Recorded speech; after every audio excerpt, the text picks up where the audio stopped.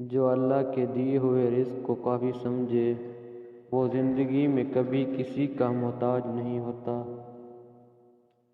مخلوق کے ہاتھ میں نہیں ہے تمہیں نقصان دینا، بس جو تقدیر میں لکھا ہوتا ہے وہی ہوتا ہے۔ لوگوں کو عزت دو، اگر عزت نہیں دے سکتے تو بے عزت بھی نہ کرو۔ نیکیاں کما کر جنت میں جاؤ تاکہ تم میں ہمیشہ کی آزادی مل جائے۔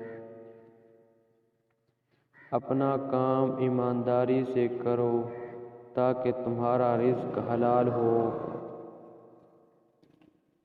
سیدھے راستے پر چلو اور لوگوں کو سیدھا راستہ دکھاؤ، تمہاری زندگی خوشحال بن جائے گی۔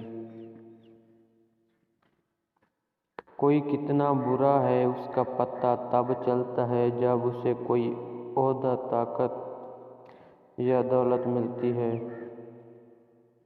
جو اونچی جگہ پر کھڑا ہوتا ہے اس کو زیادہ آندھیوں اور طوفانوں کا سامنا کرنا پڑتا ہے۔